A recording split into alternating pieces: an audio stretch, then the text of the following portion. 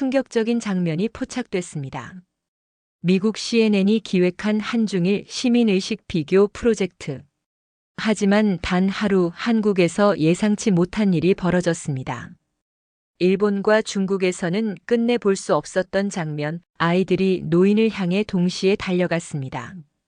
도대체 이 작은 나라에선 무슨 일이 있었던 걸까요? 지금부터 그 놀라운 사연 함께 들어보시죠.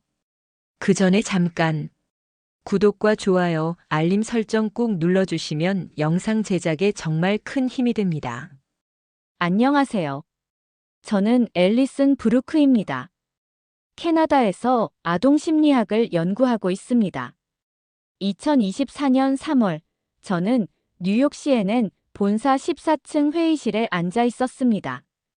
시청률 부진으로 골머리를 앓던 CNN이 저를 외부 자문 PD로 초청한 거죠. 회의실 분위기는 무겁기만 했어요. 시청률이 계속 떨어지고 있습니다. 뭔가 새로운 콘텐츠가 필요해요. 부사장이 한숨을 내쉬며 말했습니다. 그때 저는 평소 연구하던 주제를 떠올렸어요. 동아시아 아이들의 시민의식 비교 연구 말이죠. 공감 능력은 문화인가, 교육인가? 제가 던진 질문에 회의실이 조용해졌습니다. 저는 계속 말을 이어갔어요. 일본, 중국, 한국 아이들의 시민의식을 실제로 비교해보면 어떨까요? 숨겨진 카메라로 실제 상황을 만들어서 말입니다. 편성부 팀장이 고개를 끄덕였습니다. 흥미롭네요. 하지만 한국은 기대할 게 별로 없을 것 같은데요. 일본이 제일 모범적이겠죠? 그 말에 저는 씁쓸한 미소를 지었습니다. 사실 저에게는 트라우마가 하나 있었거든요. 5년 전 캐나다에서 제작한 다큐멘터리가 조작 논란에 휩싸였던 경험 말입니다. 그때의 쓰라린 기억이 떠올랐어요. 이번에는 반드시 진실만 담겠습니다. 어떤 조작도 허용하지 않을 거예요. 제 목소리에는 결의가 담겨 있었습니다. 회의가 끝날 때쯤 프로젝트는 승인되었어요. 일본부터 시작해서 중국, 마지막에 한국 순서로 촬영하기로 했습니다. 그날 밤 호텔방에서 저는 창밖 뉴욕의 불빛을 바라보며 생각했습니다. 과연 어떤 진실을 마주하게 될까요? 불안하면서도 기대가 되는 마음이었어요. 아직 몰랐죠. 이 프로젝트가 제 인생을 완전히 바꿔놓을 거라는 걸 말입니다. 계획은 항상 예상대로 되지 않죠. 일본 비자 문제로 촬영 일정이 꼬이고 말았습니다. 일본 입국 허가가 지연되고 있어요. 한국부터 먼저 가시죠. 현지 코디네이터가 전화로 알려왔습니다. 솔직히 짜증이 났어요. 한국은 마지막에 가볍게 촬영하려던 곳이었거든요. 2024년 4월 15일 인천국제공항에 도착했습니다. 기대감은 거의 없었어요. 그런데 공항에서 예상치 못한 일이 벌어졌습니다. 짐을 받는 도중에 카메라 장비가 든 가방이 컨베이어 벨트에서 떨어졌어요. 렌즈가 바닥에 굴러다니고 삼각대는 산산조각이 났습니다. 저는 멘붕 상태였죠. 아, 이게 뭐야? 그때였습니다. 주변에 있던 한국 사람들이 하나둘씩 다가오기 시작했어요. 어떤 아저씨는 바닥에 굴러다니는 렌즈를 주워주고 어떤 아주머니는 깨진 장비 조각들을 정리해 주셨습니다. 괜찮으세요? 다치신 데는 없고요? 젊은 여성이 영어로 물어봤어요. 저는 멍하니 고개를 끄덕였습니다. 공항 안내소에서 보험 처리 도와드릴게요. 이것 좀 들어드릴까요? 다른 남성분이 무거운 가방을 들어주며 말했어요. 저는 당황스러웠습니다. 이 사람들은 저를 전혀 모르는데 왜 이렇게 도와주는 걸까요? 15분 만에 상황이 정리되었습니다. 보험 서류까지 작성해 주시고 카메라 수리점까지 알려주셨어요. 저는 넋이 나간 채로 그 상황을 지켜봤습니다. 카메라맨 제임스가 속삭였어요. 앨리슨, 이거 우연히 촬영된 건데 정말 감동적이에요. 저는 화면을 확인해 봤습니다. 정말로 자연스럽게 도와주는 사람들의 모습이 그대로 담겨 있었어요. 하지만 저는 여전히 의심스러웠습니다. 이 나라 사람들은 원래 이렇게 행동하나요? 택시 기사에게 물어봤더니 그는 당연하다는 듯 말했습니다. 당연하죠. 어려운 사람 보면 도와야죠. 공항을 나서며 저는 혼란스러웠습니다. 감동은 있었지만 단순한 우연이겠지라는 생각이 더 컸어요. 아직 한국에 대한 편견이 남아 있었거든요. 일본 비자가 나와서 한국 촬영을 마치고 바로 도쿄로 향했습니다. 기대가 컸어요. 예의 바른 일본 아이들의 모습을 담을 수 있을 거라 생각했거든요. 하네다 공항에 도착하니 완전히 다른 분위기였습니다. 공항 직원들은 친절했지만 어딘가 형식적이었어요. 촬영 허가를 받는 것도 복잡했습니다. 서류가 부족합니다. 다시 제출해 주세요. 구청 담당자가 차갑게 말했어요. 이미 세 번째 방문이었는데 또 다른 서류를 요구하는 거였습니다. 일주일 만에 겨우 촬영 허가가 나왔어요. 시부야 거리에서 실험을 시작했습니다. 할머니 역할을 맡은 배우가 무거운 짐을 들고 천천히 횡단보도를 건너는 상황을 연출했어요. 결과는 충격적이었습니다. 아이들은 할머니를 신경 쓰지 않았어요. 오히려 빨리 가라는 듯 밀치는 아이도 있었습니다. 저기 봐, 완전히 무시하고 있어. 제임스가 모니터를 보며 말했습니다. 정말 예상과 달랐어요. 그 유명한 일본의 질서 의식은 어디 갔을까요? 두 번째 실험도 마찬가지였습니다. 지하철역에서 노인이 넘어지는 상황을 연출했는데 아이들은 그냥 지나쳐갔어요. 심지어 킥킥거리며 웃는 아이들도 있었습니다. 현지 방송국 관계자가 다가왔어요. 이런 장면들은 좀 편집하시면 안 될까요? 일본 이미지에 좋지 않아서요. 저는 단호하게 거절했습니다. 죄송하지만 사실만 담을 겁니다. 3일간의 도쿄 촬영이 끝났을 때 저는 실망감을 감출 수 없었어요. CNN 본사에서도 우려를 표했습니다. 우리가 기대했던 예의 있는 일본은 어디 갔나요? 부사장이 화상통화로 물었어요. 저도 답을 찾을 수 없었습니다. 계획했던 스토리와 완전히 다른 방향으로 가고 있었거든요. 하지만 포기할 수는 없었어요. 진실을 찾는 게 제 목표였으니까요. 베이징 도착부터 분위기가 심상치 않았습니다. 입국 심사대에서부터 차가운 시선들이 느껴졌어요. 촬영 목적이 뭐냐? 중국 관리가 까칠하게 물었습니다. 이미 허가받은 내용인데도 또 질문하는 거예요. 30분 만에 겨우 입국할 수 있었습니다. 호텔에서 현지 코디네이터를 만났는데 그의 표정이 어두웠어요. 허가가 또 지연되고 있어요. 공안에서 재검토 중이래요. 일주일을 더 기다려야 했습니다. 그 기간 동안 베이징 거리를 돌아다니며 느낀 건 뭔가 숨막히는 분위기였어요. 사람들 표정이 경직되어 있었거든요. 드디어 촬영 허가가 나왔습니다. 왕푸진 거리에서 첫 실험을 시작했어요. 할아버지 역할 배우가 무거운 물건을 들고 계단을 오르는 상황이었습니다.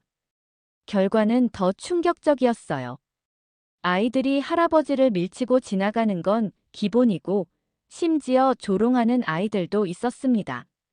저 할아버지 진짜 느려. 빨리 비켜. 아이들의 말을 통역해주는 코디네이터의 목소리가 떨렸어요. 저는 충격받았습니다. 이게 정말 현실인가 싶었거든요. 두 번째 실험에서는 더 심각한 일이 벌어졌습니다.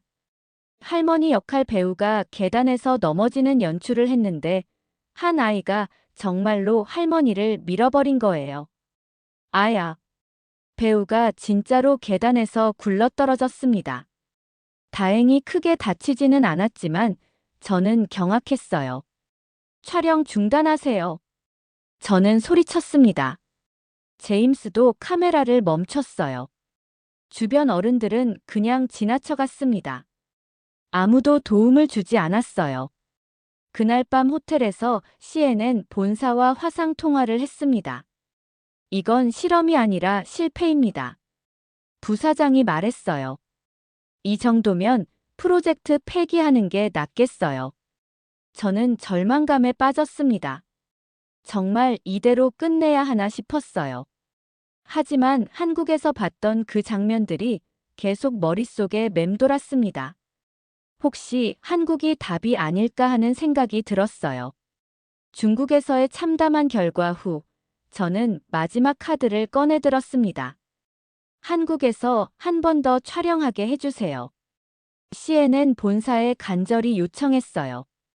부사장은 시큰둥했습니다. 한국요? 거기서 뭘 더 찾겠다는 거예요? 제가 처음 한국에 갔을 때 공항에서 본 그 장면들이 계속 머릿속에 남아있어요. 혹시 모르잖아요. 겨우 설득에 성공했습니다. 마지막 기회였어요. 실패하면 정말 프로젝트가 폐기될 상황이었거든요. 5월 2일, 다시 인천공항에 도착했습니다. 이번에는 마음가짐이 달랐어요. 절박했거든요. 서울시청에 촬영 허가를 신청했는데 반응이 너무 달랐어요. 어떤 도움이 필요하세요? 담당 공무원이 친절하게 물어봤습니다. 아이들 등교 시간에 맞춰서 촬영하려고 하는데요. 그럼 초등학교 앞 횡단보도가 좋겠네요. 시간대별로 정리해서 알려드릴게요. 정말 신속했어요. 하루 만에 모든 허가가 나왔습니다. 심지어 안전요원까지 배치해준다고 했어요. 촬영 전날 밤, 호텔에서 장비를 점검하며 생각했습니다. 일본과 중국에서 본 차가운 현실들이 머릿속을 스쳤어요. 한국도 비슷하면 어떡하지 하는 불안감이 들었습니다. 내일이 마지막 기회야. 제임스에게 말했어요. 그도 긴장한 표정이었습니다. 여기선 다들 도와주네요. 이게 문화인가요? 호텔 로비에서도, 식당에서도, 길거리에서도 사람들이 자연스럽게 서로를 도왔어요. 직원들이 친절하게 안내해주고 길을 잃으면 직접 데려다 주기까지 했습니다. 혹시 이게 진짜 이 나라의 모습일까 하는 희망이 생겼어요. 내일 촬영이 기대되기 시작했습니다.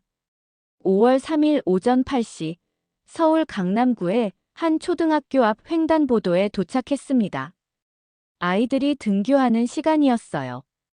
할아버지 역할 배우에게 지팡이를 들려주고 천천히 횡단보도를 건너게 했습니다. 무거운 가방도 하나 더 들려줬어요. 숨겨진 카메라 3대가 모든 각도를 담고 있었습니다. 신호가 바뀌고 할아버지가 천천히 걷기 시작했어요. 제 심장이 쿵쾅거렸습니다. 혹시 일본, 중국처럼 무시하고 지나갈까봐 걱정됐거든요. 그런데 놀라운 일이 벌어졌습니다. 제일 앞에 있던 초등학생 한 명이 할아버지에게 다가갔어요. 할아버지, 제가 가방 들어드릴게요. 아이가 자연스럽게 무거운 가방을 들어줬습니다. 그리고 할아버지의 팔을 부축해주며 천천히 함께 걸었어요. 저는 입을 다물 수 없었습니다. 다른 아이들도 하나둘씩 다가왔어요. 할아버지 괜찮으세요? 천천히 가셔도 돼요. 아이들이 할아버지를 애워싸며 함께 건너갔습니다. 신호가 빨간불로 바뀔 때까지 기다려준다고 했어요. 두 번째 실험에서는 더 감동적인 장면이 펼쳐졌습니다. 할머니 역할 배우가 길에서 넘어지는 연출을 했는데 아이들이 바로 달려왔어요. 할머니 괜찮으세요? 어디 다치셨어요? 한 아이는 119에 신고까지 했습니다. 여기 할머니가 넘어지셨어요. 빨리 와주세요. 저는 눈물이 핑 돌았어요. 제임스도 카메라를 들고 있는 손이 떨리고 있었습니다. 이게 우리가 찾던 장면이야. 제임스가 감격해서 말했어요. 정말 그랬습니다. 3개월 동안 찾아 헤맸던 바로 그 장면이었어요. 이 아이들은 그냥 이렇게 사는 것 같아요. 현지 코디네이터가 말했습니다. 정말 자연스러웠거든요. 누가 시키지도 않았는데 아이들이 먼저 움직인 거였어요. 아이들의 행동이 우연이 아니라는 걸 확인하고 싶었습니다. 학교 교장 선생님을 찾아가서 인터뷰를 요청했어요. 우리 아이들이 특별한 교육을 받나요? 교장 선생님이 웃으며 답했습니다. 특별할 건 없어요. 다만 유치원 때부터 배려하는 마음을 가르치죠. 담임 선생님도 만나봤습니다. 매일 아침 인사 시간에 오늘 누구를 도와줄까 하고 이야기해요. 배려는 지식이 아니라 생활입니다. 정말 그랬어요. 교실 벽면에는 친구 돌보기, 어른 공경하기 같은 글귀들이 붙어 있었어요. 아이들의 그림 일기장도 봤는데 할머니를 도와드린 이야기, 동생을 돌봐준 이야기들로 가득했습니다. 학부모도 인터뷰했어요. 집에서도 효도하는 마음을 가르쳐요. 할머니, 할아버지께 안부 전화드리고 무거운 것 들어드리고 그런 게 당연한 일이라고 생각하게 만들어요. 한 어머니가 말했습니다. 아이가 길에서 어른을 도와드리면 칭찬해줘요. 그런 게 쌓이고 쌓여서 습관이 되는 것 같아요. 정말 놀라웠습니다. 이론적으로만 알고 있던 교육의 힘을 실제로 목격한 거였어요. 유치원도 방문해 봤습니다. 5살 아이들이 역할놀이를 하는데 할머니 역할 아이를 다른 아이들이 부축해주고 있었어요. 할머니 손 잡아드려요. 할머니 앉으세요. 선생님이 말했습니다. 매일 이런 놀이를 해요. 놀이를 통해서 배려심을 기르는 거죠. 그때 깨달았습니다. 한국 아이들이 다른 이유를 말이에요. 이들은 태어날 때부터 남을 배려하는 환경에서 자란 거였어요. 가정에서, 학교에서, 사회에서 끊임없이 배려의 가치를 배우고 실천하며 살아왔던 거죠. 문화와 교육이 만들어낸 기적이었습니다. 한국에서의 촬영을 마치고 뉴욕으로 돌아왔을 때 저는 완전히 다른 사람이 되어 있었습니다. 편집실에서 3개월간의 영상을 정리하며 다시 한번 감동받았어요. 특히 한국 아이들의 장면은 볼 때마다 눈물이 났습니다. 2024년 8월 드디어 방송이 나갔습니다. 제목은 작은 나라, 큰 사람들이었어요. 반응은 폭발적이었습니다. CNN 시청률이 평소의 3배로 뛰었어요. 미국 전역에서 감동했다는 반응이 쏟아졌습니다. 이런 나라가 정말 있나요? 우리 아이들도 저렇게 키우고 싶어요. 시청자들의 메시지가 끊이지 않았습니다. 소셜미디어에서도 한국 아이들 영상이 수백만 번 재생되었어요. 가장 기억에 남는 댓글이 있었습니다. 한국은 작은 나라지만 마음만큼은 정말 큰 나라네요. 정말 그랬어요. 한국은 면적으로는 작은 나라였지만 사람들의 마음은 세상에서 가장 컸습니다. 방송 이후 CNN에서 제안이 왔어요. 한국 특파원으로 근무하면서 더 많은 이야기를 전해주시겠어요? 저는 주저하지 않고 대답했습니다. 네, 그렇게 하겠습니다. 지금 저는 서울에 살고 있습니다. 매일 새로운 감동을 발견해요. 지하철에서 자리를 양보하는 학생들, 길에서 넘어진 사람을 도와주는 시민들, 그런 일상적인 배려들이 이제는 특별해 보이지 않을 정도예요. 이 나라에서 살면서 깨달은 게 하나 있습니다. 진정한 선진국은 경제적 풍요가 아니라 마음의 풍요로 만들어진다는 건 말이에요. 제가 찾던 건 바로 이거였습니다. 아이들이 자연스럽게 남을 배려하고 어른들이 그런 아이들을 자랑스러워하는 사회. 그런 곳에서 저도 더 나은 사람이 되어가고 있어요. 제 이야기를 끝까지 들어주셔서 정말 감사합니다. 모두 안녕히 계세요. 오늘 사연은 여기까지입니다. 한국은 단지 기술이 앞선 나라가 아니었습니다. 누군가를 돕는 게 당연한 일이라고 말하는 아이들, 그 아이들을 따뜻한 어른들이 길러낸 사회. 우리가 정말 주목해야 할 건 바로 그런 마음이었습니다. 여러분은 언제 한국의 따뜻함을 느끼셨나요? 댓글로 여러분의 생각을 나눠주세요. 마지막으로 1초밖에 걸리지 않는 구독과 좋아요, 알림 설정은 감동적인 사연을 담은 영상 제작에 큰 힘이 됩니다. 지금까지 해외 감동 사연을 담아 여러분께 진심을 전하는 감동고양이였습니다. 긴 영상 끝까지 시청해 주셔서 감사합니다. 더 좋은 이야기로 다음 시간에 찾아뵙겠습니다. 감사합니다.